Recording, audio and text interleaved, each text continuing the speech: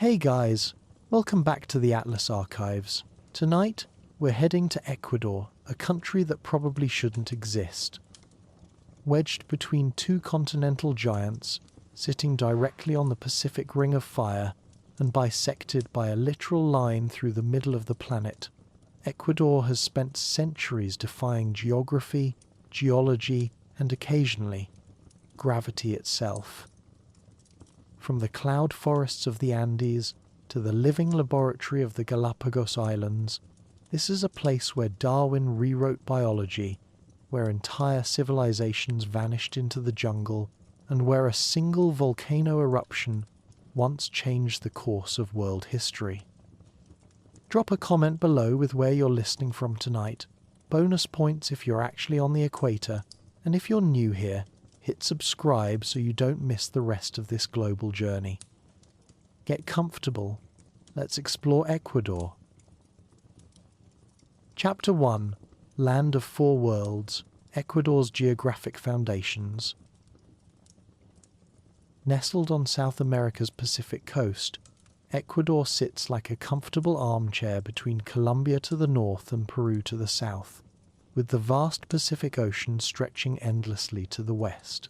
But don't let its modest size fool you. At roughly 270,000 square kilometers, Ecuador is about the size of Colorado, which means it's perfectly sized for a cozy evening of exploration without getting lost in endless prairies or accidentally stumbling into someone else's backyard. The name Ecuador, of course, comes from the Spanish word for equator, and yes, the equatorial line does indeed slice right through the country like an invisible belt around Earth's middle.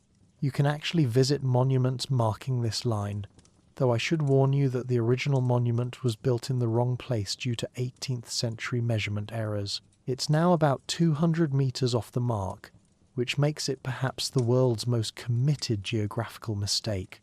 The Ecuadorians, displaying admirable dedication to tourism, have simply built another monument at the correct location while keeping the original one because, well, it's already there and people seem to like taking photos with it. Ecuador's geography reads like a textbook on how to fit an entire continent's worth of landscapes into a space smaller than most American states.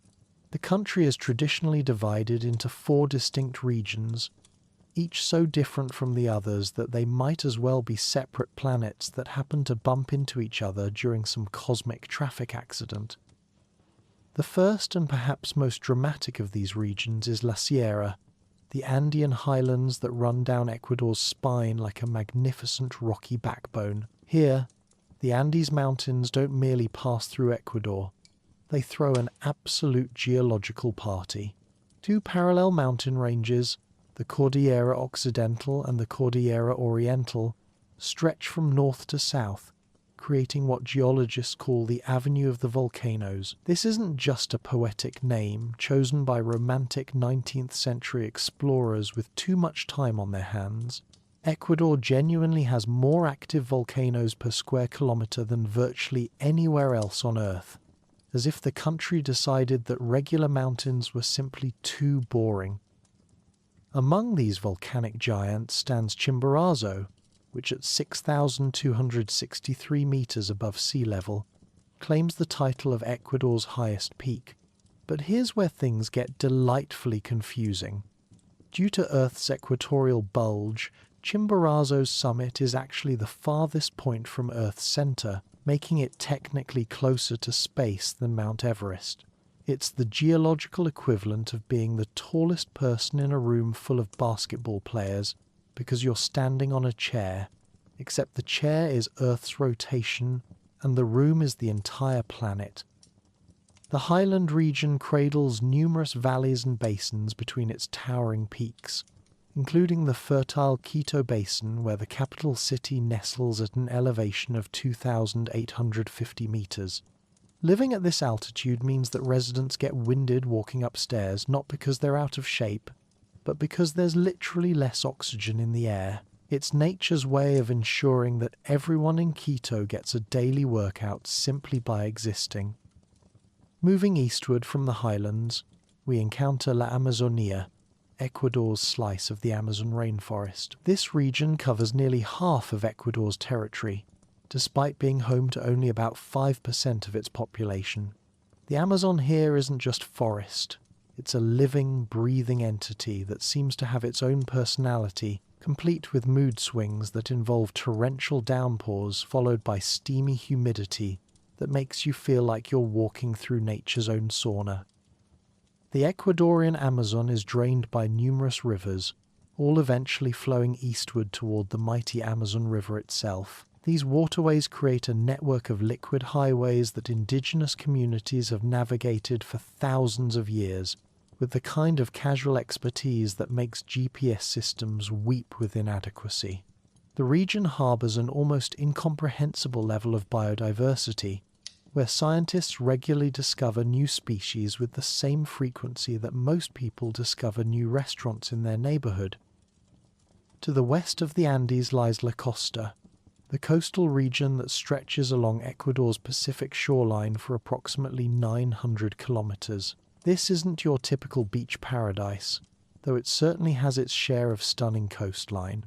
The coastal region is characterised by a mix of mangrove swamps, tropical forests, and fertile agricultural plains that have made it Ecuador's agricultural heartland.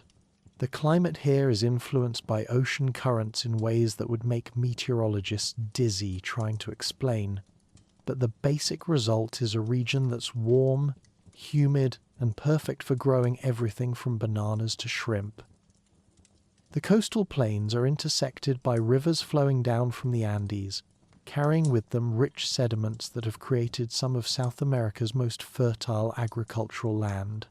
These rivers don't just provide irrigation, they've been the highways of commerce and communication for centuries, though nowadays they're more likely to carry banana boats than conquistador galleons. But Ecuador's geographic story doesn't end with the mainland. About 1,000 kilometres west of the coast, sitting in the Pacific Ocean like scattered emeralds on blue velvet, lie the Galápagos Islands. These 19 major islands and numerous smaller islets emerge from the ocean floor through volcanic activity, creating what can only be described as evolution's favourite laboratory. The islands are so isolated that species evolved here in complete independence, like biological hermits who develop their own unique approaches to survival. The Galápagos archipelago straddles the equator, which means visitors can literally hop from the northern to the southern hemisphere between breakfast and lunch, though the local wildlife is generally too busy being fascinating to care about such human geographical concepts. The island's volcanic origin means they're essentially mountains rising from the ocean floor, creating diverse microclimates that range from arid desert conditions to lush highland forests, sometimes within walking distance of each other. Each island in the Galápagos has its own personality, shaped by factors like age, elevation, and position relative to ocean currents. Some islands are young and still volcanically active, their landscapes resembling lunar surfaces with the occasional cactus for company. Others are older and have developed rich ecosystems that support everything from marine iguanas that swim in the ocean like scaly dolphins to giant tortoises that lumber around with the unhurried dignity of living boulders. Ecuador's climate is as varied as its geography, creating a situation where you can experience 4 different seasons by simply changing elevation or travelling a few hundred kilometres. The coastal region enjoys a tropical climate with distinct wet and dry seasons, though these are influenced by the complex dance of ocean currents that includes both the warm El Niño and the cold Humboldt current. When El Niño decides to visit, it brings heavy rains and floods to areas accustomed to drought, while La Niña can turn normally rainy regions into temporary deserts. It's like having a weather system with multiple personality disorder. In the highlands, temperature depends more on altitude than season, following a rule so reliable that local farmers can predict the climate of any area simply by knowing its elevation above sea level. As you climb higher, temperatures drop in a predictable pattern, creating distinct ecological zones that stack on top of each other like a natural layer cake. You might start your day picking tropical fruit in a warm valley and end it needing a sweater in a cloud forest without ever travelling more than a few dozen kilometres. The Amazon region maintains its own climatic rhythm, with wet and dry seasons that are more suggestions than rigid rules. Here, humidity is so constant that visitors often feel like they're breathing water, and the daily afternoon thunderstorms arrive with the punctuality of a Swiss watch, though considerably louder and with more lightning. The forest creates its own weather patterns through evapotranspiration, essentially sweating so much that it generates its own rain clouds in a process that would make yoga instructors proud. This geographic diversity has profound implications for Ecuador's biodiversity, making it one of the most biodiverse countries on Earth per square kilometre. The country hosts over 25,000 plant species, which means that Ecuador has more plant varieties than most continents. Ornithologists get particularly excited about Ecuador because it's home to over 1,600 bird species, representing about 16% of all known bird species on Earth. For comparison, all of North America north of Mexico has only about 900 bird species, making Ecuador the avian equivalent of a bustling international airport. The geographic foundation of Ecuador has shaped not only its natural environment but also its human history and culture. The distinct regions have fostered different ways of life, from highland agricultural communities that have perfected the art of farming steep mountain slopes to coastal fishing villages that have developed intimate relationships with tidal patterns and ocean currents. Amazon communities have maintained traditional ecological knowledge that allows them to thrive in one of Earth's most complex ecosystems, while the Galápagos has attracted scientists and naturalists who come to study evolution in action. Transportation between these diverse regions has always been a challenge, though modern engineering has created roads that twist through mountain passes and bridges that span rushing rivers with the kind of ambitious optimism that makes civil engineers both proud and nervous. The Pan-American Highway runs through Ecuador, connecting the country to its northern and southern neighbours, though anyone who has driven this route will tell you that highway is sometimes a generous term for what is essentially a paved suggestion, winding through some of South America's most spectacular and vertigo-inducing landscapes. Ecuador's position on the equator also means it experiences 12 hours of daylight year-round, with sunrise and sunset occurring at almost exactly 6 in the morning and 6 in the evening throughout the year. This consistency might seem boring to people accustomed to seasonal variation, but it creates a rhythm of life that has remained unchanged for millennia. There's something profoundly peaceful about a place where time moves with such predictable regularity, like living in a world where every day is perfectly balanced between light and darkness. The volcanic activity that continues to shape Ecuador's landscape isn't just a geological curiosity. It's an ongoing creative process that adds new land while occasionally rearranging existing features with explosive enthusiasm. Ecuadorian volcanoes are monitored constantly by scientists who have the simultaneously fascinating and terrifying job of predicting when mountains might decide to redecorate the surrounding countryside. Most volcanic activity is relatively mild, consisting of gentle emissions of steam and ash that create spectacular sunsets and give local farmers exceptionally fertile soil for their crops. As we conclude our exploration of Ecuador's geographic foundations, it becomes clear that this small nation contains multitudes, from snow-capped volcanic peaks to steaming Amazon rivers, from Pacific beaches to isolated island laboratories of evolution. Ecuador offers a compressed version of Earth's entire range of environments.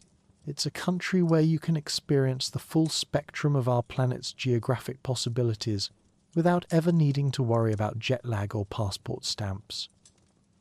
This remarkable geographic diversity sets the stage for the equally remarkable human story that unfolds across these varied landscapes. Tomorrow, as we continue our journey through the Atlas archives, we'll explore how ancient civilizations adapted to and shaped these diverse environments, creating cultures as varied and fascinating as the geography itself. But for now, let the image of Ecuador's four worlds drift through your mind as you settle into sleep, perhaps dreaming of volcanic peaks touching clouds while Amazon rivers whisper their ancient songs far below.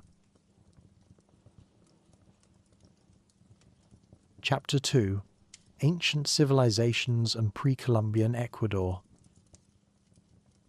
Our story begins with the Valdivia culture, one of the oldest settled civilizations in the entire Western Hemisphere. Emerging around 3500 BC along Ecuador's Pacific coast, the Valdivians were essentially the overachievers of ancient America.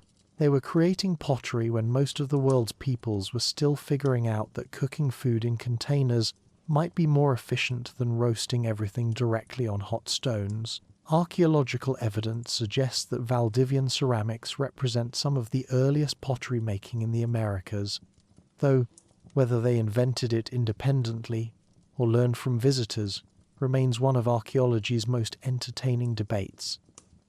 The Valdivians lived in settlements arranged around central plazas, with their houses forming circles or ovals like ancient suburban neighborhoods where everyone actually knew their neighbors. These weren't temporary camps. These were permanent communities where families settled down and built lives that lasted for generations. The Valdivians had discovered one of humanity's most revolutionary concepts: staying in one place long enough to accumulate more belongings than you could carry on your back. What made the Valdivians particularly remarkable was their mastery of maritime technology. They constructed rafts with sails and established extensive trade networks that connected the coast with highland and Amazon communities. These weren't primitive log rafts held together with hope and good intentions. These were sophisticated vessels capable of navigating the often treacherous Pacific currents. The Valdivians traded extensively in spondylus shells, beautiful orange and purple mollusks that became the precious metals of their time. These shells were valued so highly that they served as currency and were traded as far north as Mexico, making the Valdivians perhaps the first international commodities traders in the Americas. Valdivian society appears to have been relatively egalitarian, without the dramatic social stratification that would characterize later civilizations. Archaeological evidence from their settlements suggests that most houses were roughly the same size, indicating that social inequality hadn't yet reached the point where some people needed houses large enough to compensate for personal insecurities. The Valdivians cultivated corn, beans, squash, cassava, and cotton, developing agricultural techniques that would sustain much larger populations in later centuries.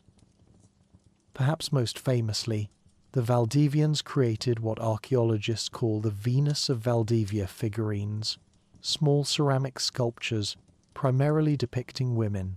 These figurines were unique and individualized, each with distinct hairstyles and features, suggesting they represented actual people rather than generic fertility goddesses. It's as if the Valdivians were creating an ancient version of portrait photography, except using clay instead of cameras and presumably with much longer exposure times. The Valdivians mysteriously disappeared from the archaeological record around 1500 BC, leaving behind no clear evidence of what happened to them. They didn't leave behind dramatic ruins suggesting conquest or destruction. They simply seem to have moved on, perhaps in search of better opportunities elsewhere. It's the ancient equivalent of an entire neighborhood deciding to relocate without forwarding addresses. Following the Valdivians, the Makalila culture emerged around 1500 BC, representing a clear technological advancement over their predecessors. The Makalila people were the first in Ecuador to experiment with metallurgy, working with copper in ways that would make modern industrial chemists envious.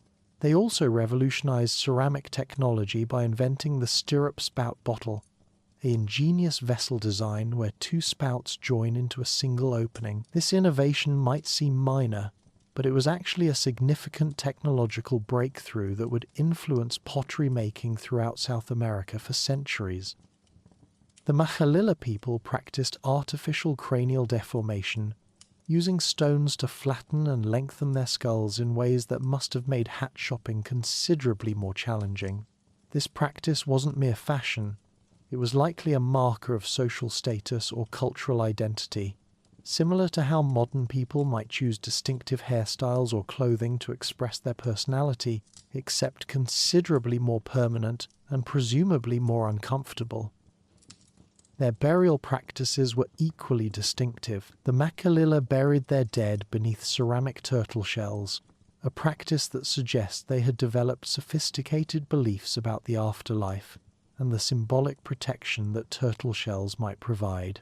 It's a burial tradition that combines practical thinking with spiritual symbolism, reflecting a culture that had moved beyond basic survival to contemplate deeper questions about life, death, and the appropriate ceramic accessories for eternity. Around 900 BC, the Carrera culture emerged and flourished until 300 BC, representing perhaps the most sophisticated pre-Inca civilization in Ecuador. The Carrera people managed something that many modern governments struggle with. They successfully unified diverse regions under a single cultural umbrella while maintaining local variations and specializations. Carrera settlements spread from the coast inland through the Andes and even into Amazonian territories, following river systems like ancient highways. Carrera ceramics achieved a level of artistic sophistication that would make contemporary potters weep with admiration. Their pottery featured extremely thin walls achieved through careful clay selection and controlled firing techniques that required the kind of precision usually associated with modern industrial processes. The Carrera artisans didn't just make functional vessels, they created ceramic masterpieces that depicted their entire world: houses, food products, wildlife, both domestic and wild, and human figures of remarkable detail and artistry. The anthropomorphic figurines created by Carrera artisans were notably larger and more sophisticated than those of earlier cultures. These hollow ceramic sculptures replaced the simpler bottle forms of previous traditions, suggesting that Carrera society had developed to the point where they could afford to invest significant time and resources in purely artistic endeavors. This is always a mark of a civilization that has moved beyond basic subsistence to develop what we might recognize as leisure time and cultural sophistication. Concurrent with the Carrera culture, the Narrado civilization developed in the Inter-Andean valleys, demonstrating that Ecuador's diverse geography was fostering equally diverse cultural innovations. The Narrado people worked with stone, clay, shell, bone, and metals, developing a comprehensive understanding of material technologies that would make modern materials scientists nod in respectful appreciation. They became particularly noted for their mastery of miniature art forms, creating tiny sculptures and ornaments that required extraordinary skill and patience. During this same period, one of Ecuador's most spectacular ancient cultures emerged in the coastal region, La Tolita, which flourished between 600 BC and 400 AD. La Tolita culture represents the pinnacle of pre-Columbian artistic and technological achievement in Ecuador, and possibly in all of South America. These people didn't just work with gold, they mastered it in ways that wouldn't be equaled anywhere else in the world for centuries. La Tolita artisans were the first people in human history to work with platinum, a metal so difficult to process that European technology wouldn't master it until the 18th century. The fact that La Tolita craftsmen were creating sophisticated platinum alloys over 2,000 years ago represents a technological achievement that borders on the miraculous. They developed techniques for smelting, alloying, and shaping platinum that modern metallurgists study with genuine amazement. The artistic achievements of La Tolita culture are equally staggering. Their gold work includes masks, ornaments, and figurines of extraordinary beauty and technical sophistication. The most famous La Tolita artifact is the Sol de Oro, gold sun, a spectacular solar mask made from a natural gold-platinum alloy. This mask weighs over 280 grams and measures 64 by 40 centimeters, with intricate decorative elements, including serpents with human faces and mythical creatures that suggest complex religious and cosmological beliefs. La Tolita society was clearly hierarchical, with complex ceremonies and religious practices that required specialized knowledge and considerable resources. The abundance of elaborate burial goods and ceremonial objects suggests that La Tolita had developed the kind of social stratification that allows some individuals to accumulate sufficient wealth and power to commission extraordinary artistic works. This wasn't a society where everyone was equal. This was a civilization where social differentiation had created the conditions necessary for spectacular artistic patronage. The La Tolita people constructed earthen mounds called tolas throughout their territory, creating artificial landscapes that served both practical and ceremonial purposes. These mounds weren't just random piles of dirt. They were carefully engineered structures that required sophisticated understanding of soil management, drainage, and construction techniques. The island of La Tolita itself contains dozens of these mounds arranged in complex patterns that suggest urban planning principles. Archaeological evidence indicates that La Tolita society was supported by advanced agricultural techniques, including sophisticated irrigation systems and raised field agriculture. They developed methods for managing seasonal flooding that allowed them to maintain productive agriculture in challenging coastal environments. Their agricultural innovations supported population densities that wouldn't be achieved again in the region until modern times. Around the same period, the Guangala culture thrived in the Manabí province from 100 to 800 AD, developing their own distinctive artistic traditions and technological innovations. The Guangala people were skilled potters and metalworkers who created distinctive ceramic vessels and decorative objects that reflected their unique cultural perspective. Their artistic style combined geometric patterns with naturalistic representations, creating a visual language that was distinctly their own. During what archaeologists call the regional development period, from 600 BC to 400 AD, numerous specialized cultures emerged throughout Ecuador. The Jamacuac culture developed along the northern coast, creating spectacular ceramic sculptures and developing sophisticated agricultural systems adapted to their specific environmental conditions. The Bahia culture flourished in coastal Manabí, developing distinctive artistic traditions and trade networks that connected them with cultures throughout the Pacific region. In the highlands, the Tuncawan culture developed between 500 BC and 500 AD, creating distinctive ceramic traditions and developing agricultural techniques specifically adapted to high-altitude environments.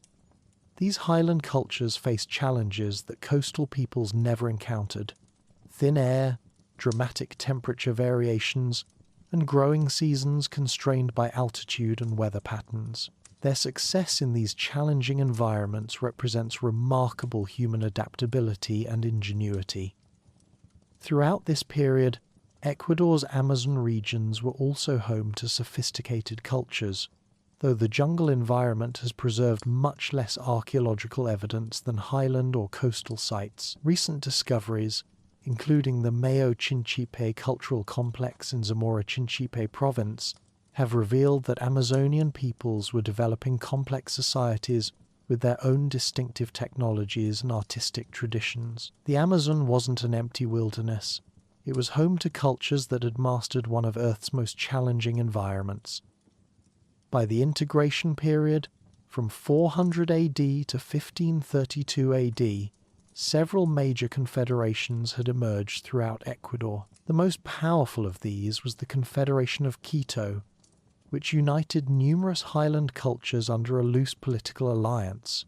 This confederation represented a significant step toward the kind of large-scale political organization that would characterize later Inca rule. but it maintained local autonomy and cultural diversity in ways that the Inca Empire would not. The Manteño culture, which flourished from 600 to 1534 AD, represents the final flowering of independent Ecuadorian civilization before European contact. The Manteños were master mariners who developed sophisticated sailing vessels capable of long-distance ocean voyages. They established trade networks that connected Ecuador with cultures throughout the Pacific, possibly reaching as far as Mexico and Central America. Manteño society was supported by intensive agriculture and specialized craft production. They were particularly noted for their diving skills, which allowed them to harvest spondylus shells from deep waters. These shells remained one of the most valuable trade goods in the pre-Columbian Americas, and Manteño control of spondylus diving gave them considerable economic power.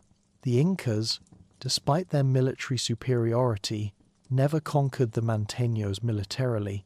Instead, they negotiated agreements that allowed the Manteños to buy their independence with regular tribute payments of precious spondylus shells.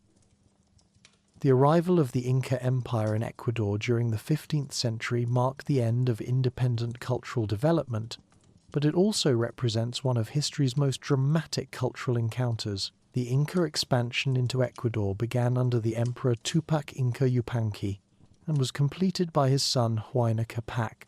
The Inca conquest wasn't a simple military campaign. It was a complex process of negotiation, alliance building, resistance, and accommodation that played out differently in different regions. Huayna Capac spent the last 20 years of his life in Ecuador, establishing Quito as a northern capital and integrating Ecuadorian territories into the Inca administrative system. He married into local noble families and adopted many local customs, creating a hybrid Inca-Ecuadorian culture that was distinct from the empire's Peruvian heartland. Huayna Capac's preference for Ecuador created tensions within the Inca Empire that would have profound consequences for its future stability. When Huayna Capac died in 1527, probably from smallpox introduced by early Spanish contact, his death triggered a succession crisis that would destroy the Inca Empire. His designated heir, Ninan Cuyochi, died around the same time, leaving two potential successors: Huascar, who controlled the traditional capital of Cusco, and Atahualpa, who commanded the northern armies based in Quito. The resulting civil war between 1529 and 1532 was devastating for both the Inca Empire and Ecuador specifically. Atahualpa, fighting from his Ecuadorian base, ultimately defeated and captured Huascar, but the war had weakened Inca military strength and political unity. When Francisco Pizarro arrived with his small Spanish force in 1532, he found an empire in chaos, with depleted armies and bitter divisions among the ruling elite. The pre-Columbian period in Ecuador represents over 4,000 years of continuous cultural development, technological innovation, and artistic achievement. From the early pottery of the Valdivians to the sophisticated metallurgy of La Tolita, from the extensive trade networks of the Manteños to the administrative complexity of the Inca Empire, Ecuador was home to some of the most advanced civilizations in the pre-Columbian Americas. These civilizations developed sophisticated solutions to environmental challenges, created artistic traditions of extraordinary beauty, and established political and economic systems that supported complex societies for millennia. They domesticated crops, developed metallurgy, mastered maritime technology, and created urban centers that represented some of humanity's earliest experiments in civilization.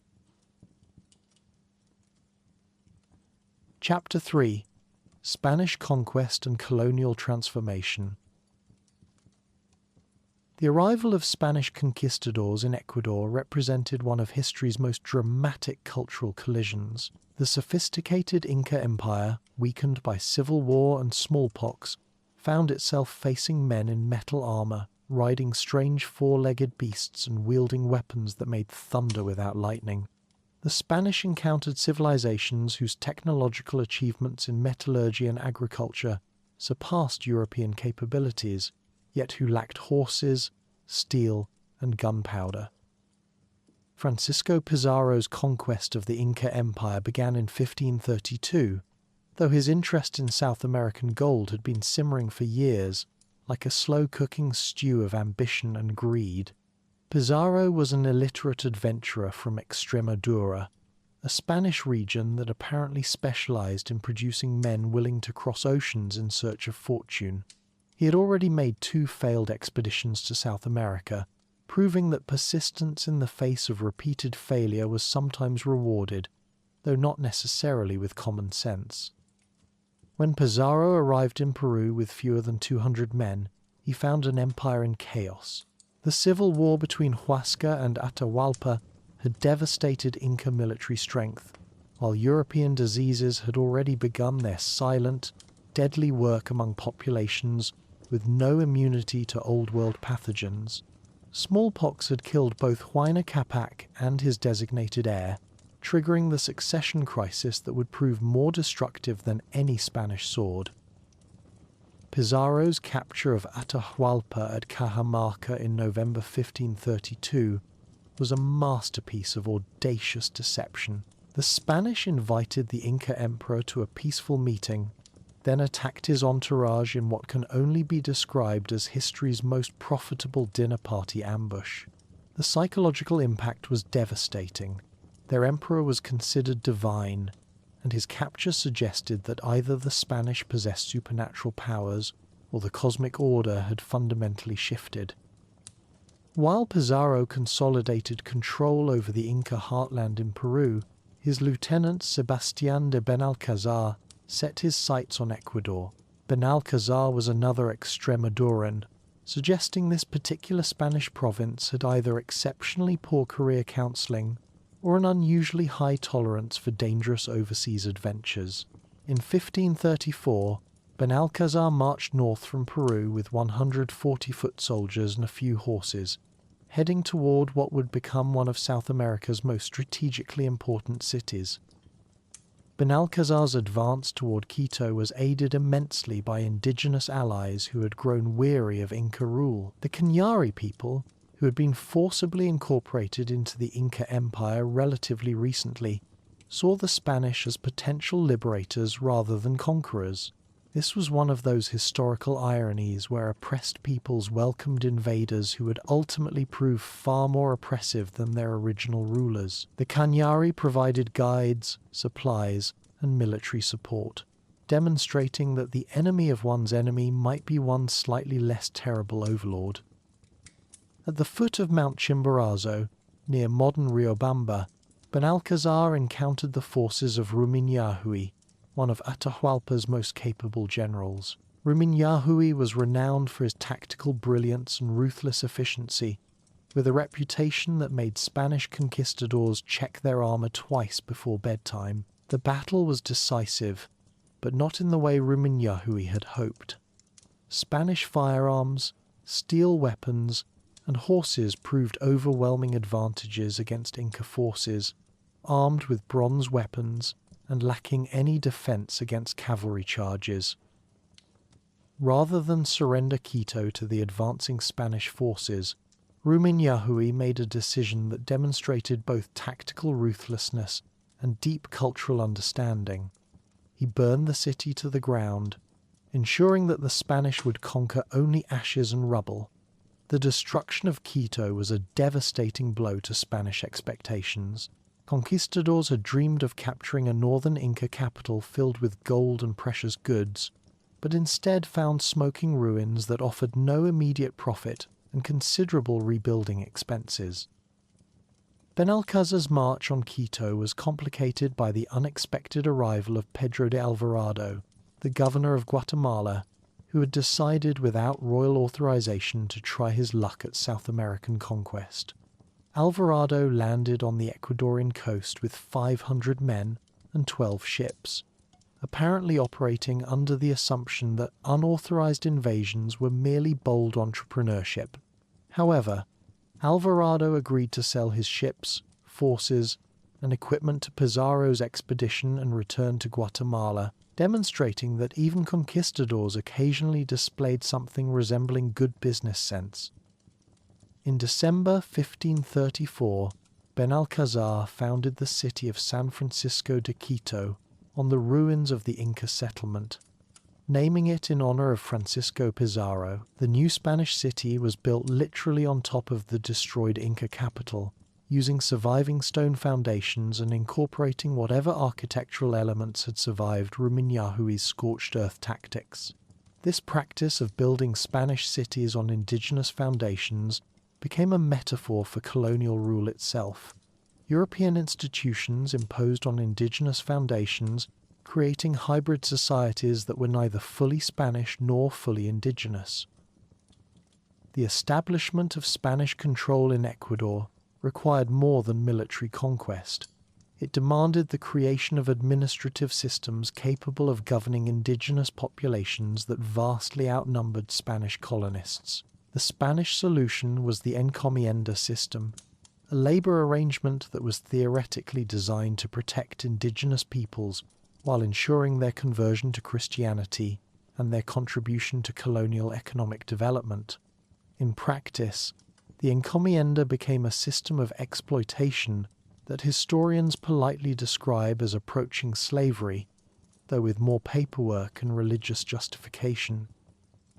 Under the encomienda system, Spanish colonists received grants that gave them control over specific indigenous communities.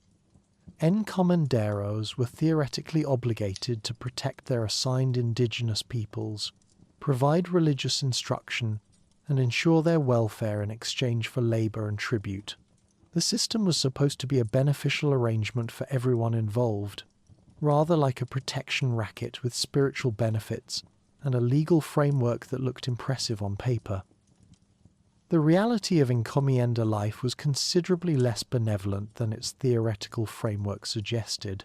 Indigenous peoples found themselves forced to work in Spanish mines, on plantations, and in workshops under conditions that made their previous obligations to Inca rulers seem remarkably reasonable by comparison.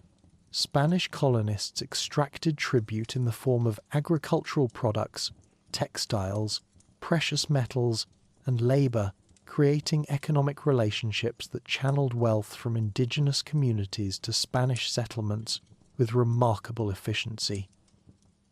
In 1563, the Spanish crown established the Audiencia de Quito, a legal and administrative body that governed the territory roughly corresponding to modern Ecuador. The Audiencia system represented Spain's attempt to create orderly colonial government that could function effectively while remaining subordinate to royal authority. These institutions were designed by bureaucrats who had never visited the Americas, but possessed remarkable confidence in their ability to govern territories they had never seen inhabited by peoples they had never met. The Audiencia de Quito exercised judicial, administrative, and limited military authority over a territory that extended far beyond modern Ecuador's borders. At its height, the Audiencia governed regions extending from southern Colombia to northern Peru and eastward into the Amazon basin. The Audiencia was headed by a president and included several oidores, or judges, who handled civil and criminal cases according to Spanish law. These officials were typically Spanish-born peninsulares, who brought European legal training to situations that European law had never contemplated.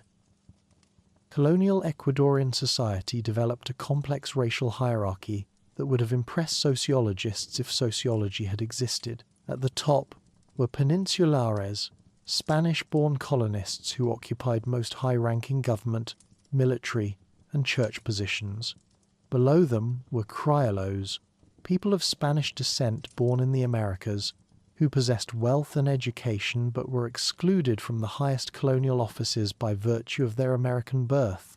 The intermediate levels included mestizos, people of mixed Spanish and indigenous ancestry, whose social position depended largely on their wealth, education, and ability to navigate complex cultural expectations. At the bottom were indigenous peoples and enslaved Africans, who provided the labor that sustained the entire colonial economy. The Spanish colonial economy in Ecuador was based primarily on agriculture, textile production, and limited mining. Large estates, or haciendas, dominated highland agriculture, producing crops for local consumption and export. These estates relied heavily on indigenous labor, often through systems that technically paid wages, but structured debt and living arrangements in ways that made leaving practically impossible. It was employment with the kind of job security that employees couldn't actually quit.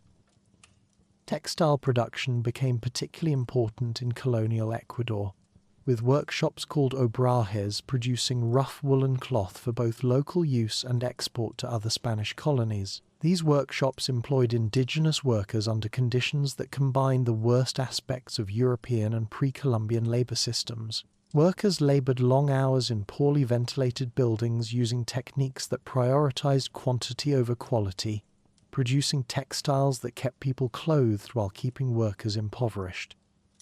The meter system supplemented encomienda labor by requiring indigenous communities to provide workers for specific projects like road construction, public building, and mining operations.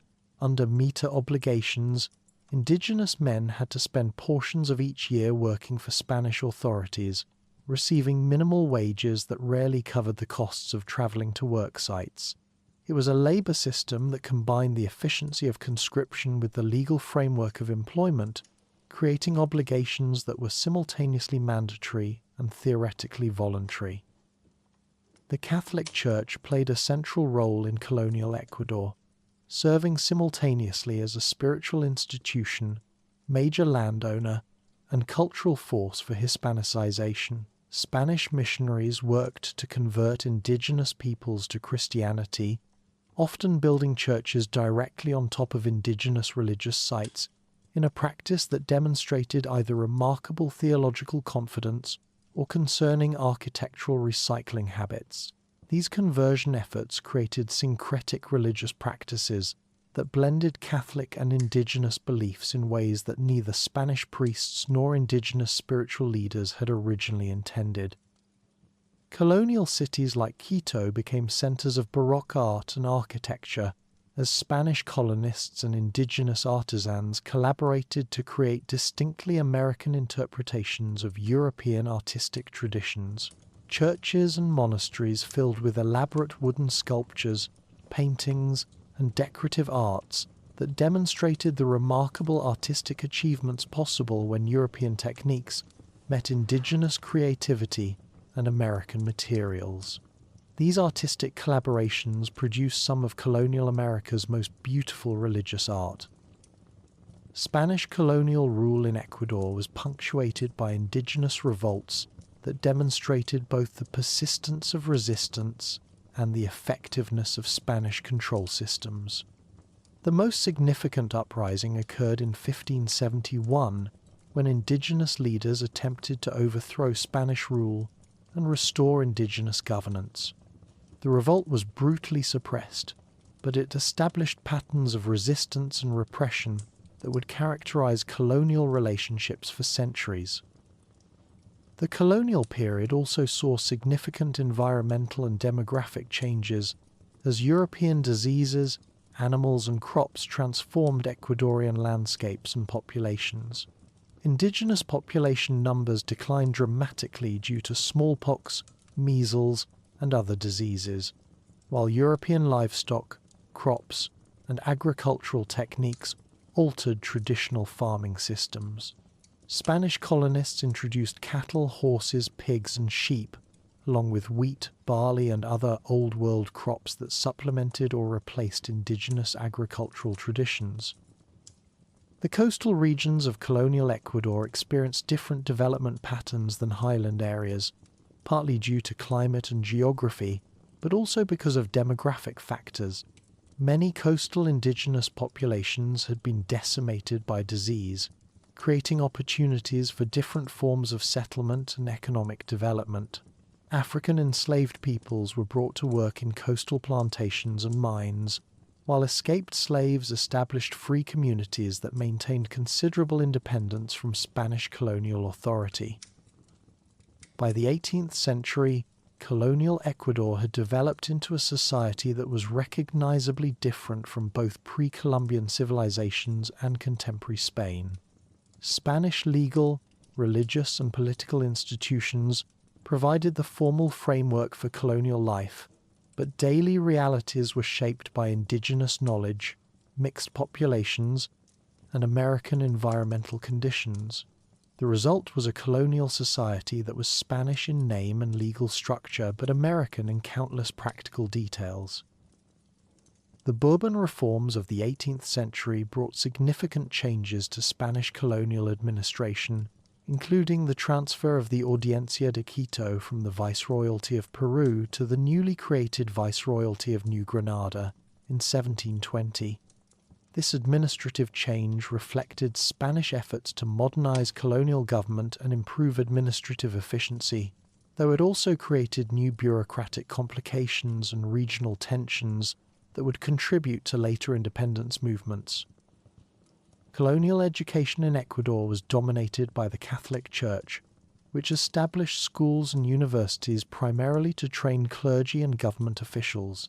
Indigenous peoples had limited access to formal education, though some learned to read and write in Spanish as part of religious instruction or commercial activities.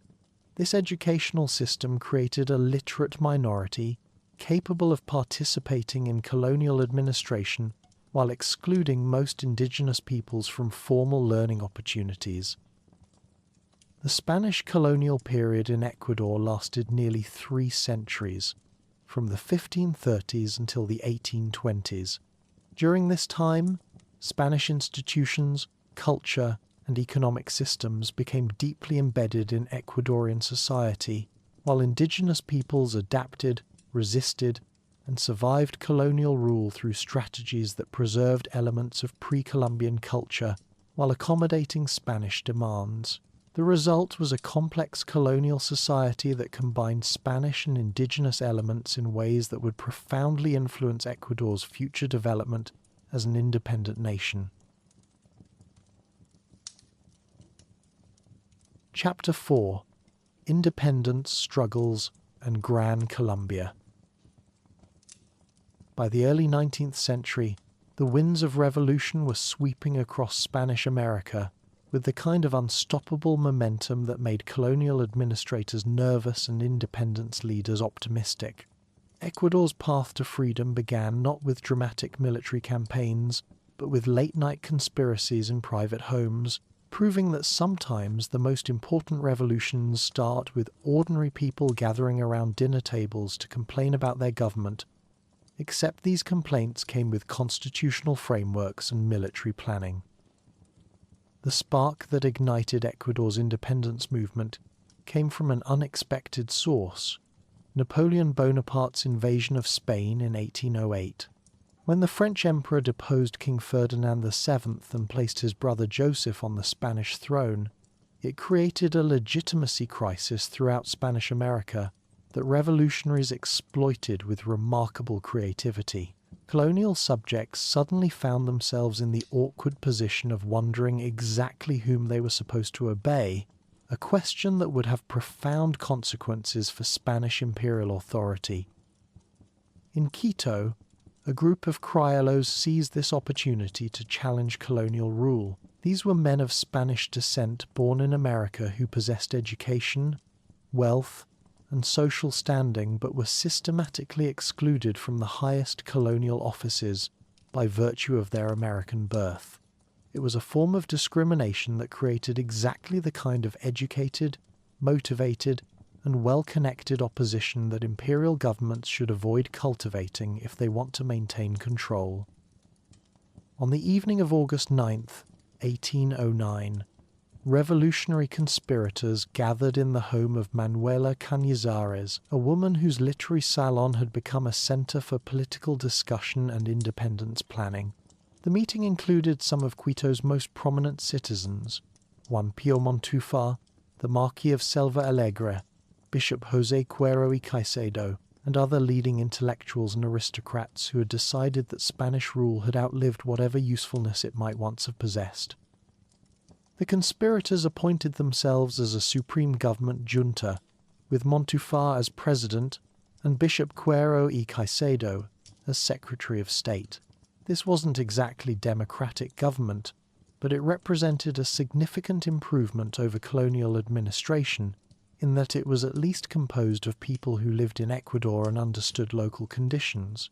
The revolutionaries carefully proclaimed their loyalty to the imprisoned King Ferdinand VII, while rejecting the authority of his French-imposed replacement, a legal fiction that provided constitutional cover for what was essentially a declaration of independence. On August 10th, 1809, the conspirators announced their rebellion to the citizens of Quito, creating what Ecuadorians still celebrate as El Primer Grito de la Independencia, the first cry of independence. This declaration represents one of the earliest independence movements in Spanish America, making Ecuador a pioneer in the revolutionary process that would transform an entire continent. The document they signed established a new government while maintaining the pretense of loyalty to Ferdinand, demonstrating the kind of sophisticated political thinking that suggested these revolutionaries had given considerable thought to the legal and practical implications of their actions. The first junta lasted only a few months before collapsing under pressure from Spanish loyalist forces. By October 1809, the revolutionary government had resigned and Spanish colonial authority was restored. The failure demonstrated that declaring independence was considerably easier than maintaining it, particularly when surrounding territories remained loyal to Spain and could provide bases for counter-revolutionary operations. However, the independence movement proved more persistent than Spanish authorities had hoped. In 1812, a second government junta was established, and Ecuador's first constitution was promulgated on February 15th. The Constitution of the State of Quito established a republic with separation of powers and democratic institutions, at least on paper. It represented a remarkable achievement in constitutional government that demonstrated the intellectual sophistication of Ecuador's revolutionary leadership, even if their military capabilities left something to be desired. The second junta managed to control significant territory in the highlands and even established diplomatic relations with revolutionary governments in other parts of Spanish America. However, it too succumbed to Spanish military pressure when General Toribio Montes arrived from Peru with orders to restore colonial authority. The Battle of Ibarra on December 1st, 1812, effectively ended organized independence activities in Ecuador for nearly a decade. Spanish repression following the failure of the independence movements was severe but ultimately counterproductive. Colonial authorities executed many revolutionary leaders and imposed harsh controls that alienated even moderate opinion. The Spanish apparently operated under the assumption that sufficient brutality would discourage future resistance, a strategy that historically has the opposite effect of creating martyrs and radicalizing previously uncommitted populations. Ecuador's independence struggle might have remained dormant indefinitely if not for revolutionary developments elsewhere in Spanish America. Simón Bolívar's victory at the Battle of Boyacá in 1819 established the independence of New Granada and provided a base for operations against remaining Spanish strongholds. Meanwhile, José de San Martin's campaigns in southern South America were applying pressure on Spanish forces from the opposite direction, creating a strategic situation that made Spanish control of Ecuador increasingly tenuous. The revival of Ecuador's independence movement began in Guayaquil on October 9, 1820, when the port city proclaimed its independence after a brief and almost bloodless revolt against the local Spanish garrison. The revolution was led by Colonel Gregorio Escobedo and supported by Ecuadorian intellectuals including the poet José Joaquín de Olmedo. Guayaquil's independence was particularly significant because it provided revolutionaries with access to the Pacific coast and potential naval support from other independent nations. The success in Guayaquil inspired other cities to declare independence. Portoviejo followed on October 18th, and Cuenca, the economic centre of the southern highlands, declared independence on November 3rd. However, these scattered urban victories didn't constitute effective national independence. They merely created isolated pockets of revolutionary control surrounded by Spanish-held territory.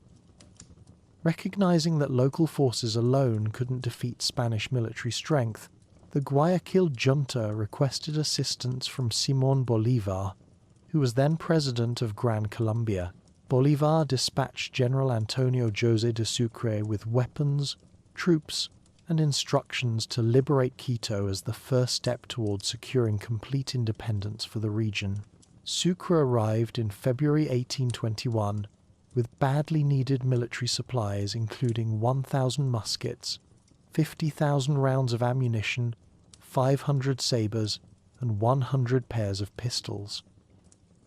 Sucre's first campaign to liberate the highlands ended in disaster at the Second Battle of Huachi on September 12, 1821, where Spanish forces under Field Marshal Melchor Aymerich annihilated the Patriot infantry.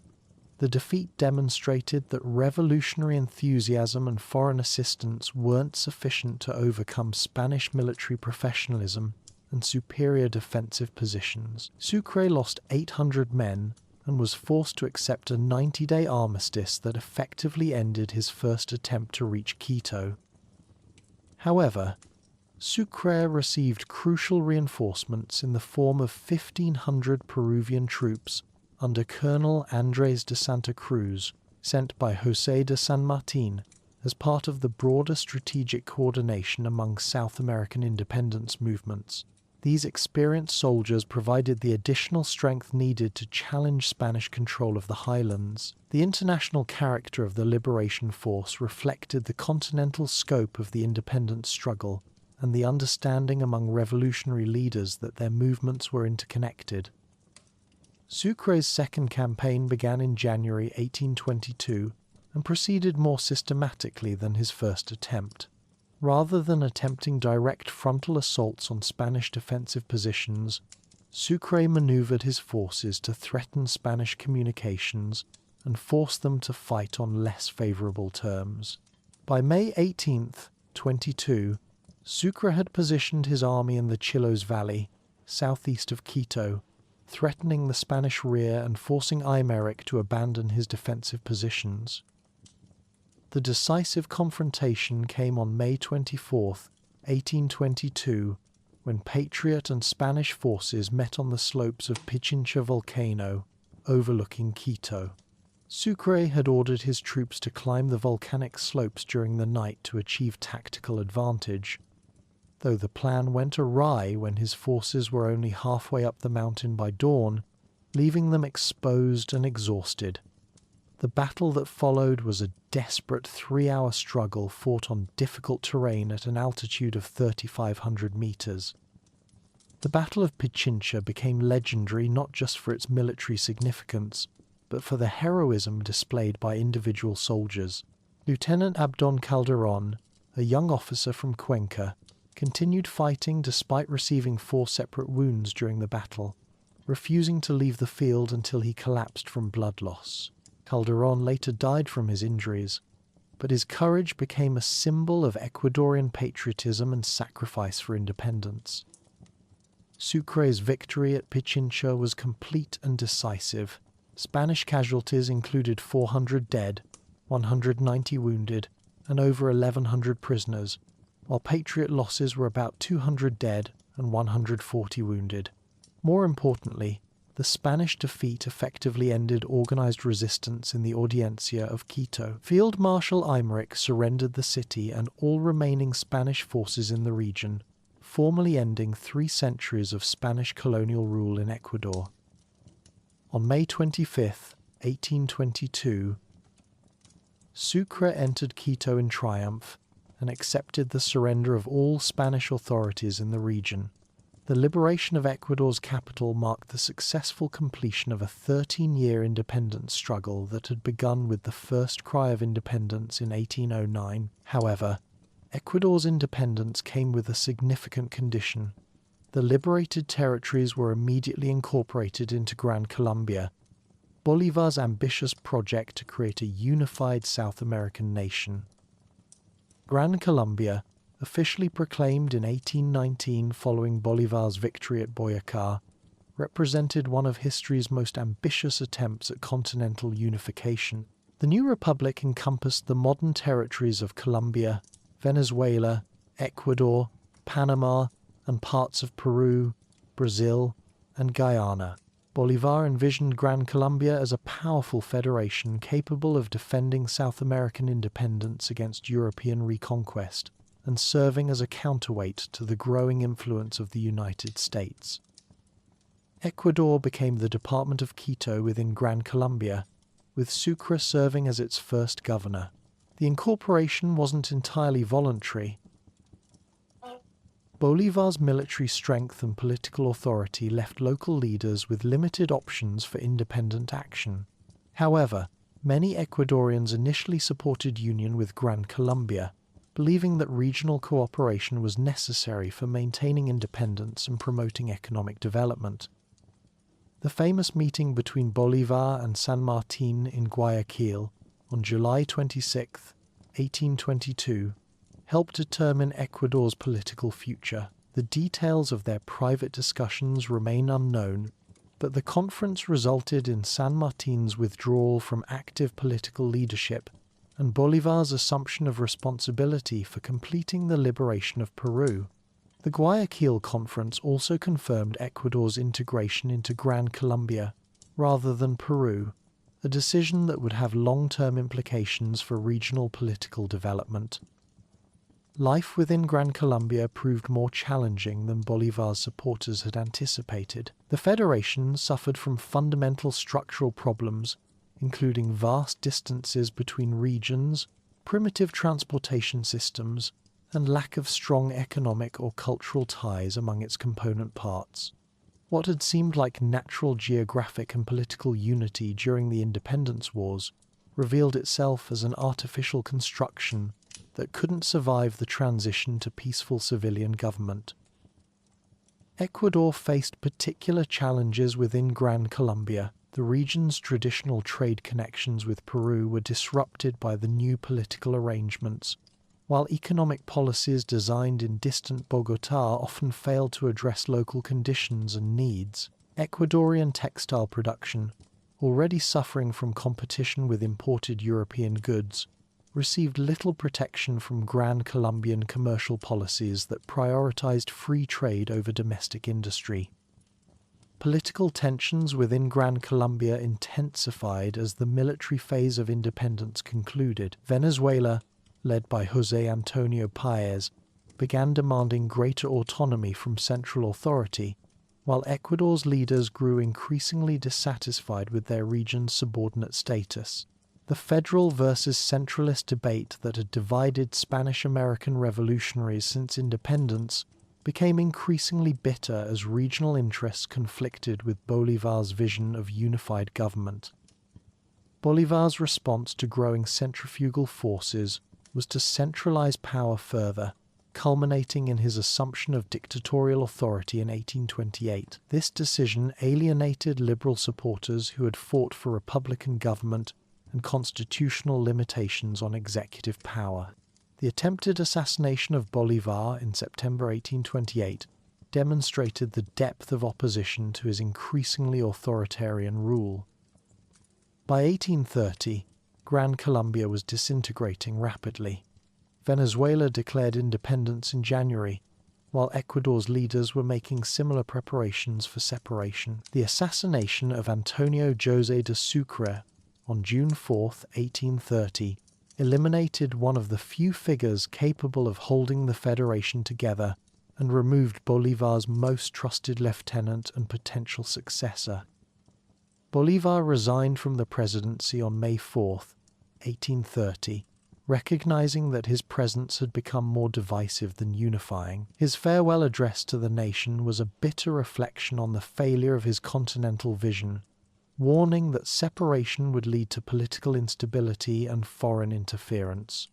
Bolívar died on December 17, 1830, near Santa Marta, just months after watching his dream of South American unity collapse.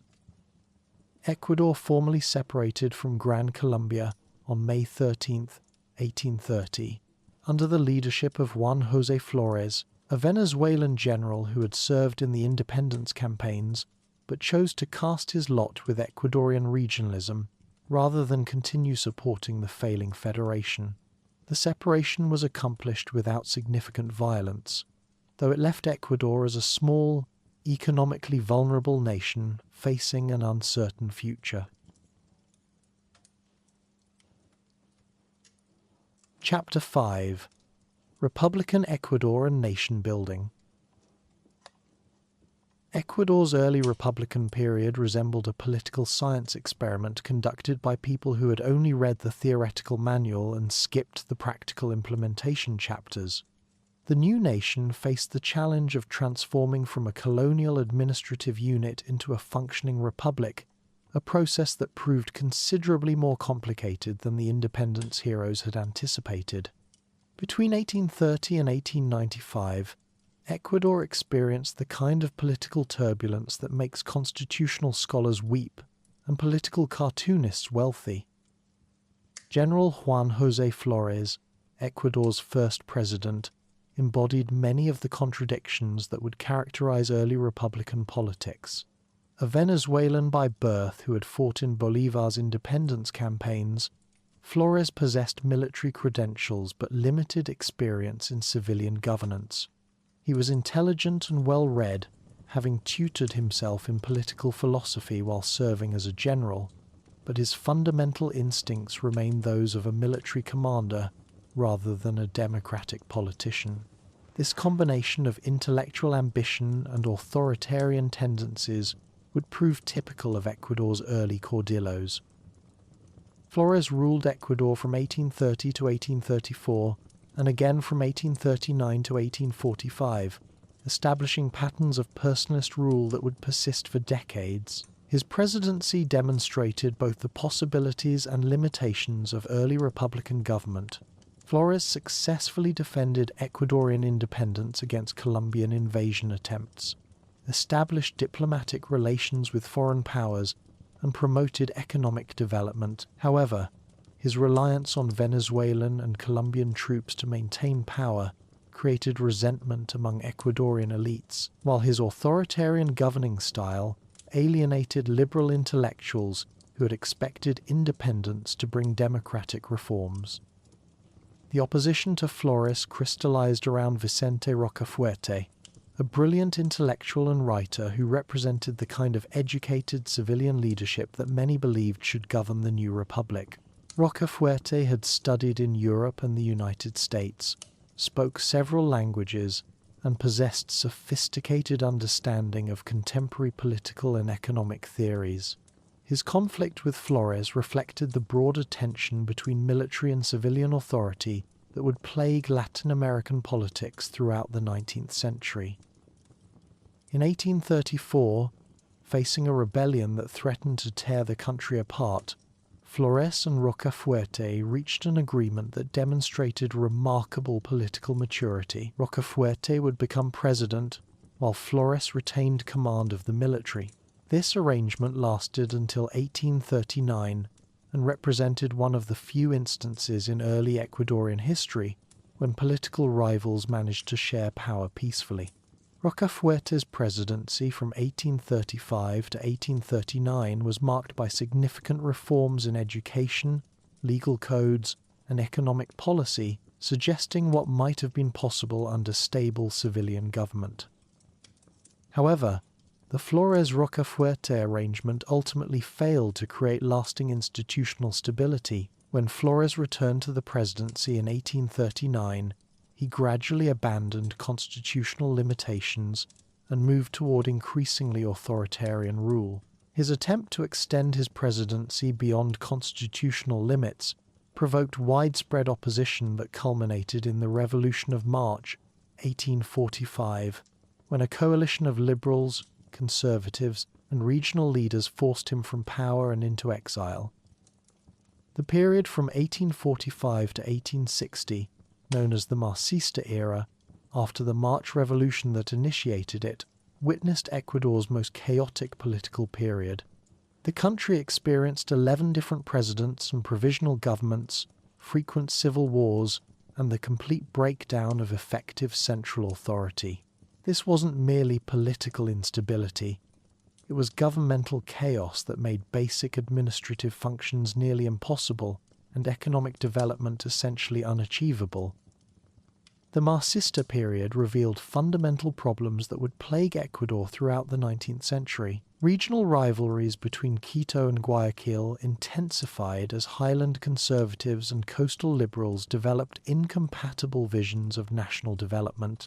The highlands, dominated by traditional landowners and Catholic clergy, favoured protectionist economic policies and conservative social arrangements. The coast, controlled by commercial interests engaged in international trade, supported free trade, secular government, and modernising reforms. These weren't minor policy disagreements. They represented fundamentally different concepts of what kind of nation Ecuador should become. José María Urbina emerged as the dominant figure of the Marxista era, ruling from 1851 to 1856 and continuing to influence politics until 1860. Urbina represented coastal liberalism at its most radical, implementing anti-clerical policies, abolishing slavery, and promoting economic modernization.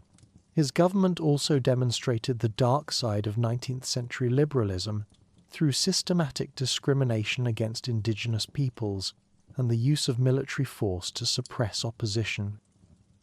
Urbina's rivalry with Gabriel García Moreno, a young conservative intellectual from Guayaquil, embodied the ideological struggle that would define Ecuadorian politics for the remainder of the 19th century. García Moreno had attempted to assassinate Flores as a student, demonstrating the violent passions that political disagreements could inspire in 19th century Ecuador.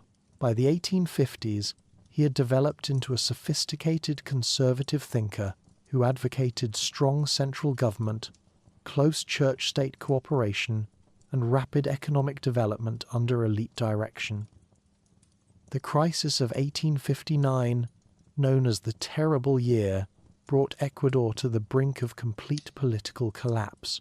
The country simultaneously faced territorial threats from Peru, financial bankruptcy, and civil war among competing regional governments. President Francisco Robles moved the capital from Quito to Guayaquil to escape Peruvian naval blockade, a decision that outraged highlanders and provided García Moreno with an opportunity to establish a rival government. By mid-1859, Ecuador had 3 different governments claiming national authority, none of which controlled more than a fraction of national territory. García Moreno's rise to power marked the beginning of Ecuador's most distinctive political experiment.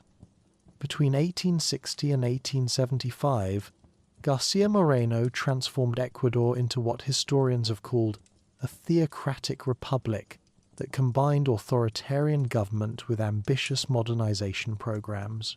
His regime represented an attempt to achieve rapid national development through a unique blend of conservative Catholic ideology, centralized political control, and aggressive economic modernization. The García Moreno period began with the Battle of Guayaquil in September 1860, where conservative forces defeated the liberal government and consolidated control over national territory. García Moreno's victory wasn't simply a political triumph. It marked the ascendancy of a completely different vision of national development. Unlike his predecessors, who had struggled merely to maintain basic governmental functions, García Moreno possessed a comprehensive plan for transforming Ecuador into a modern, prosperous, and politically stable nation. García Moreno's domestic policies were revolutionary in their scope and intensity. He negotiated a concordat with the Vatican that granted the Catholic Church unprecedented authority over education, marriage, and moral regulation. Catholicism became not just the state religion but the foundation of national identity, with citizenship restricted to Catholics and religious instruction required in all schools. This wasn't mere political conservatism. It was an attempt to create a Catholic state that would serve as a model for the rest of Latin America. However, Garcia Moreno's conservatism in religious and social matters was paired with aggressive modernization in infrastructure, education, and administration. His government built roads, established schools, founded scientific institutions, and recruited European experts to modernize Ecuadorian agriculture and industry. The regime sent military officers to Prussia for training, established an astronomical observatory, and created institutions for technical education that were among the most advanced in Latin America. Garcia Moreno's economic policies demonstrated sophisticated understanding of Ecuador's competitive position in the global economy. He promoted export agriculture, particularly cacao production, while attempting to develop domestic manufacturing capabilities. His government negotiated favorable trade agreements, improved transportation infrastructure, and established financial institutions that provided credit for economic development. These policies created the foundation for the economic prosperity that would characterize the late 19th century. The authoritarian character of Garcia Moreno's regime was essential to its effectiveness, but ultimately caused its downfall. Garcia Moreno tolerated no opposition, controlled the press, and used military force to suppress dissent. His secret police monitored political opponents, while his supporters occupied all important government positions. This concentration of power enabled rapid policy implementation, but created a political system that depended entirely on Garcia Moreno's personal authority. Garcia Moreno's assassination on August 6, 1875, as he entered Quito's cathedral for Mass, demonstrated the violent opposition his regime had generated. The assassins were liberal conspirators who viewed Garcia Moreno as a tyrant whose authoritarian government threatened republican institutions. His death on the cathedral steps was symbolically appropriate for a leader who had dedicated Ecuador to the Sacred Heart of Jesus and made Catholic faith the cornerstone of national policy. The period from 1875 to 1895 witnessed the gradual collapse of Garcia Moreno's conservative system and the emergence of conditions that would enable liberal victory. Without Garcia Moreno's forceful leadership, conservative governments proved unable to maintain political stability or economic prosperity. A series of weak presidents struggled with fiscal crises, regional rebellions, and the growing political organization of liberal opposition. The transformation of Ecuador's economy during the late 19th century provided the foundation for political change. Growing international demand for cacao created unprecedented prosperity for coastal producers and exporters, while highland agriculture remained relatively stagnant. This economic shift gradually altered the balance of political power between regions, as coastal wealth provided liberals with resources needed to challenge conservative dominance. The cacao boom transformed not just Ecuador's economy, but its social structure. Coastal plantations required large labor forces that attracted migrants from the highlands, creating new social relationships and political constituencies. The concentration of wealth in Guayaquil enabled merchant families to finance liberal political organizations, while plantation workers provided manpower for liberal military campaigns. This combination of elite financial support and popular mobilization would prove decisive in the liberal victory of 1895. Liberal political organization during this period demonstrated sophisticated understanding of modern political techniques. Liberal leaders established newspapers, organized political clubs, and created networks that connected urban intellectuals with rural supporters. They developed ideological programs that promised secular education, religious freedom, economic modernization, and democratic government. These appeals resonated particularly strongly among coastal populations, who had experienced economic prosperity but remained excluded from political power by conservative dominance. The immediate cause of the liberal revolution was the political crisis surrounding President Luis Cordero's resignation in 1895. Cordero, a moderate conservative, had attempted to maintain political stability through compromise and conciliation, but his government collapsed when conservative extremists launched a rebellion against his allegedly insufficient orthodoxy. The resulting political chaos provided liberals with the opportunity they had been seeking for decades.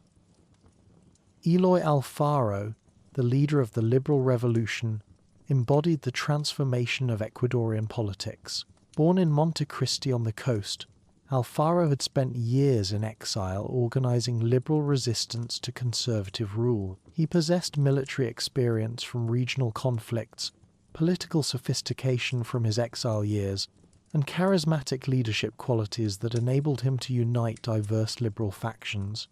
His return from exile in 1895 to lead the liberal uprising marked the beginning of a new era in Ecuadorian politics. The liberal revolution succeeded through a combination of military effectiveness and popular support that conservative governments couldn't match. Liberal forces, known as montoneras, used guerrilla tactics that exploited their superior knowledge of coastal terrain and population support. Conservative armies, designed for conventional warfare, proved ineffective against these flexible, mobile forces that could disappear into supportive communities when threatened by superior numbers. The liberal victory in August 1895 marked the end of over 6 decades of conservative political dominance and the beginning of Ecuador's modern political era. The triumph represented more than a change of government. It constituted a fundamental transformation in national power, relationships that would influence Ecuadorian development well into the 20th century.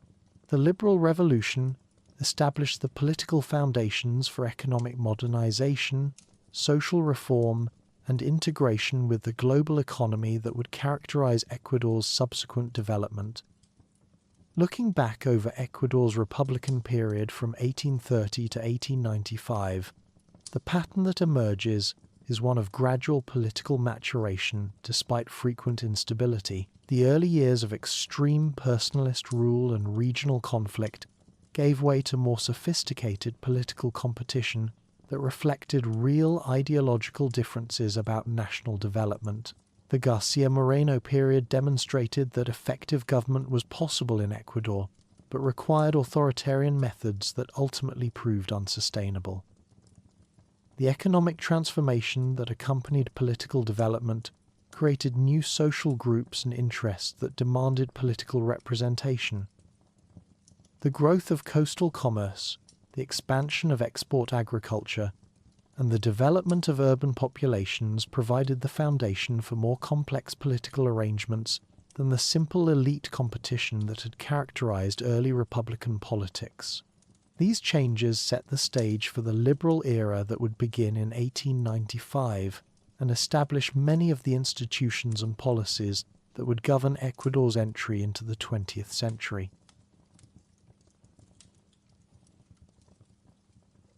Chapter 6: Modern Ecuador, 20th century to present. The liberal revolution that brought Eloy Alfaro to power in 1895 marked Ecuador's entrance into the modern era, though modern in this context meant approximately what one might expect from a country that had spent the previous 65 years perfecting the art of political chaos. Alfaro's government represented Ecuador's first sustained attempt to create a secular, progressive state that could function effectively in an increasingly interconnected world, though the transition proved as turbulent as most of Ecuador's previous political experiments. Alfaro's reforms transformed Ecuadorian society in ways that would have seemed impossible during the Garcia Moreno era. The separation of church and state ended 3 centuries of Catholic dominance over education and social policy, while new civil rights legislation guaranteed freedom of speech, press, and assembly. The legalization of divorce and civil marriage challenged traditional family structures, while expanded public education created opportunities for social mobility that had previously existed only for the elite. The completion of the Guayaquil-Quito Railroad in 1908 represented both the practical and symbolic achievement of Alfaro's modernization program. This engineering marvel connected Ecuador's two most important cities across some of the world's most challenging terrain, requiring innovative construction techniques that included the famous Devil's Nose switchback through the Andes. The railroad reduced travel time between coast and highlands from weeks to days, enabling economic integration that had been impossible during the colonial period. However, the liberal era also revealed the limitations of top-down modernization in a deeply divided society. Alfaro faced constant opposition from conservative forces, regional caudillos, and even rival factions within the Liberal Party. His assassination in 1912, when a mob dragged his body through Quito's streets and burned it in the infamous barbarous bonfire, demonstrated the violent passions that political reform could still inspire in Ecuador. The end of the liberal era coincided with the collapse of the cacao boom that had financed Ecuador's modernization. Plant diseases devastated cacao plantations during the 1920s, while international competition reduced prices for surviving crops. This economic crisis ended liberal political dominance and initiated a period of instability that would characterize much of Ecuador's 20th century experience. The military coup of 1925 brought Ecuador into the era of institutional military intervention that would affect most Latin American countries during the 20th century. Unlike the personalist caudillismo of the 19th century, 20th century military governments claimed to represent institutional modernization and professional expertise.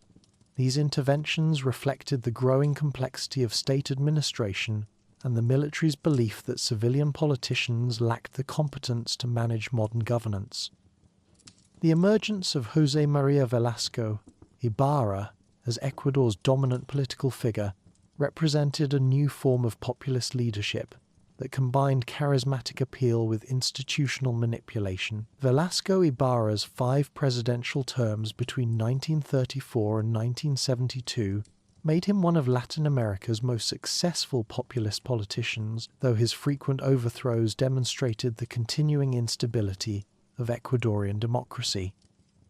Velasco Ibarra's political style reflected the transformation of Ecuadorian society during the 20th century. Urbanization had created new middle-class constituencies that demanded political representation, while improved transportation and communications enabled national political campaigns for the first time.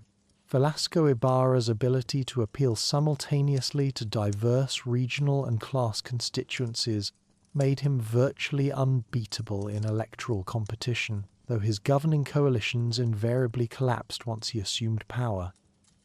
The discovery of petroleum in the Amazon during 1967 transformed Ecuador as dramatically as the cacao boom had affected the 19th century, though with considerably more complex consequences. Texaco's exploration in the Oriente region revealed oil reserves that would make Ecuador a significant petroleum exporter and provide unprecedented government revenues for development programs.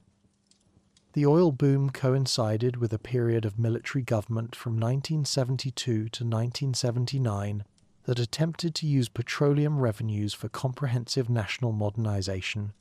The military's revolutionary government of the armed forces implemented ambitious infrastructure projects, expanded education and healthcare systems, and promoted industrialization through import substitution policies. This represented the most sustained state-led development effort in Ecuadorian history. However, the oil boom also created new forms of dependency and environmental destruction that would plague Ecuador for decades. Petroleum exports made Ecuador vulnerable to international price fluctuations, while rapid economic growth created inflation that eroded the benefits of increased government spending. The environmental impact of oil extraction in the Amazon proved catastrophic for indigenous communities and one of the world's most biodiverse ecosystems. Texaco's operations in the Amazon exemplified the environmental costs of resource extraction in developing countries. The company used disposal methods that had been abandoned in the United States during the 1970s, dumping billions of gallons of toxic waste into unlined pits and directly into rivers and streams. The contamination affected thousands of indigenous people and colonist families who depended on local water sources for drinking, fishing, and agriculture. The return to civilian government in 1979 under President Jaime Roldós marked Ecuador's entry into the democratic era, though the transition proved more challenging than military planners had anticipated. Roldós represented a new generation of technocratic politicians who promised to combine democratic governance with professional economic management, but his administration faced the difficult transition from oil boom to economic adjustment.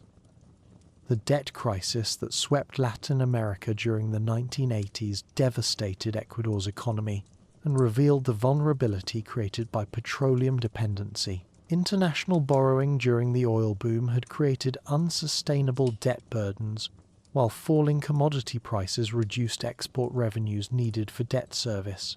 Ecuador became one of the most heavily indebted countries in Latin America relative to its economic size.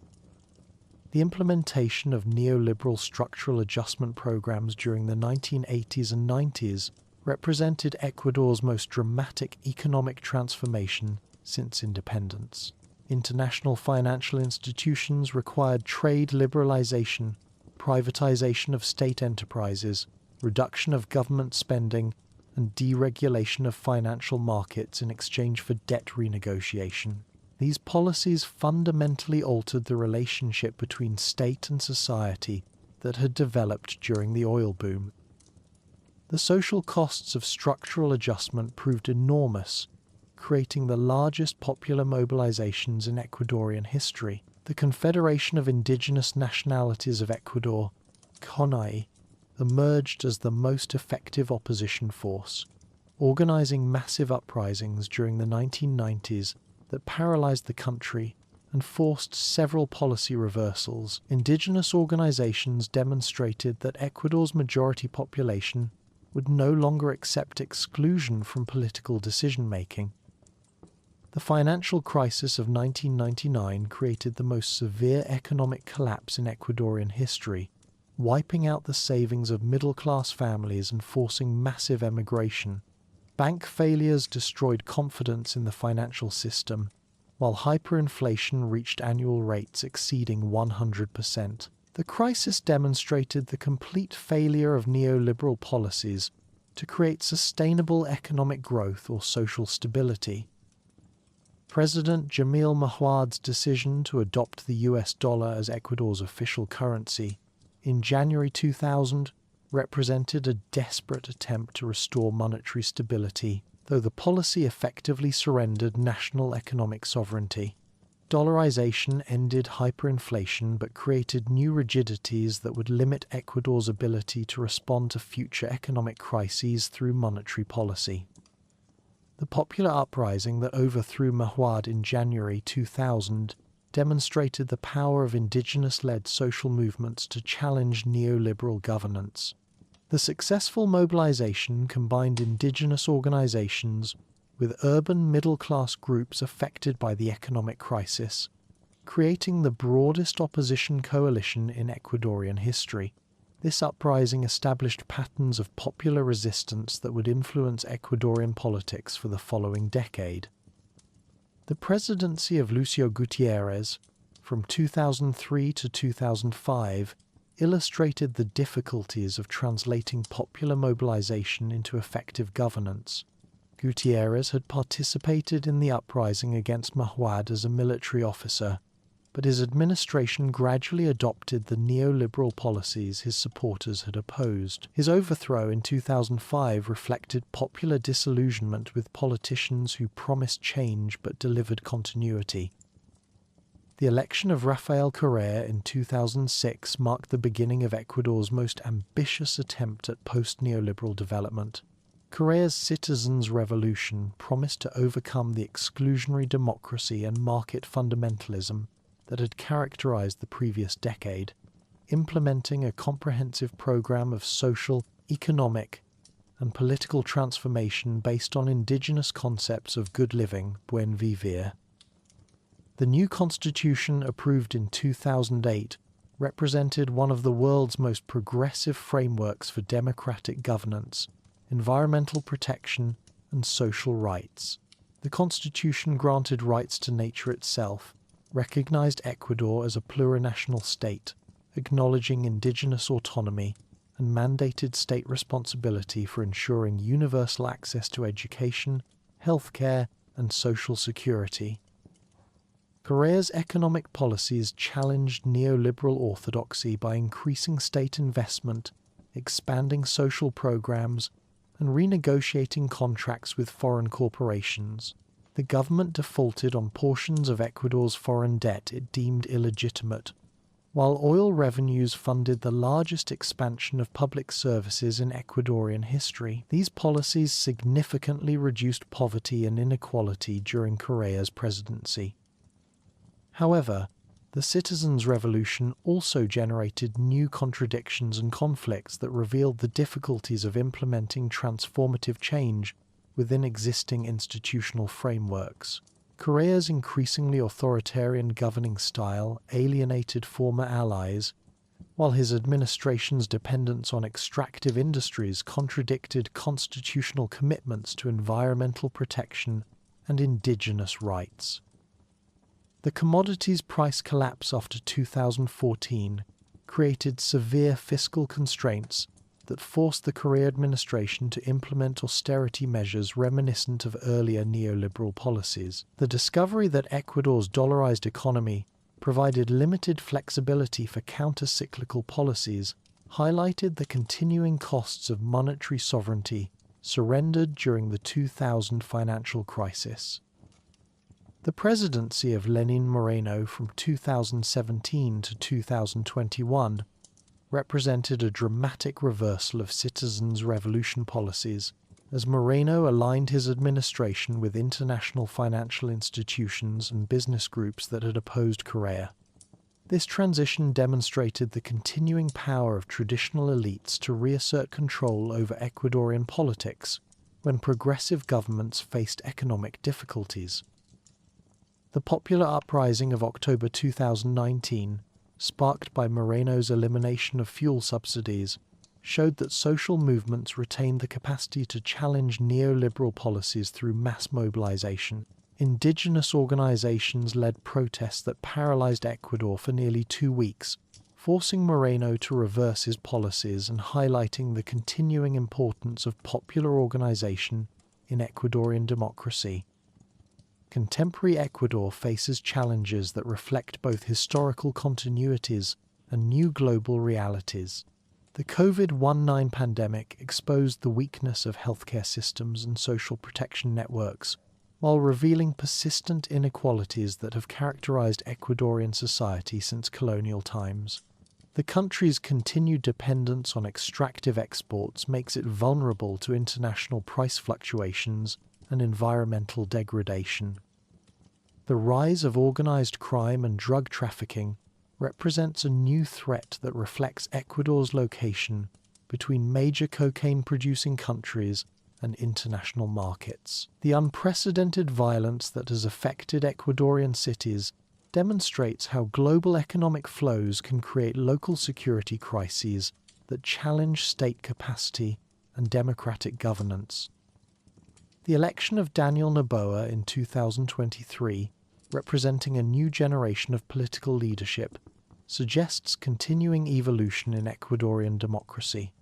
Noboa's young age and business background reflect the emergence of new political constituencies, though his administration faces the same fundamental challenges of combining democratic governance, economic development, and social inclusion that have characterized Ecuador's entire Republican period. Looking back over Ecuador's modern period from 1895 to the present, the pattern that emerges is one of repeated cycles of reform and reaction, each responding to changing international conditions and domestic social pressures. The country has experimented with virtually every form of economic and political organization available to Latin American nations, from liberal democracy and military authoritarianism to populist mobilization and constitutional innovation. What remains constant throughout these transformations is the tension between Ecuador's extraordinary diversity and the challenge of creating inclusive institutions that can accommodate competing regional, ethnic, and class interests. The country's location at the intersection of Andean, Amazonian, and Pacific worlds continues to provide both opportunities and challenges for national integration. The environmental crisis created by petroleum extraction highlights the fundamental dilemma facing Ecuador and other developing countries dependent on natural resource exports. The revenues from oil, mining, and agriculture provide necessary resources for social development, but extractive activities threaten the ecosystems and communities that define Ecuador's national identity. Perhaps most significantly, Ecuador's experience demonstrates both the possibilities and limitations of democratic innovation in addressing 21st century challenges. The country has produced some of the world's most advanced constitutional frameworks and policy experiments, while struggling to implement these innovations within existing global economic and political constraints. Ecuador's story continues to evolve, shaped by the same geographic and cultural forces that have influenced its development since pre-Columbian times, but now operating within a global context that presents unprecedented opportunities and threats. The country's future depends on its ability to synthesize its rich historical experience with creative responses to contemporary challenges, maintaining the diversity and dynamism that have characterized Ecuadorian civilization for over 5,000 years.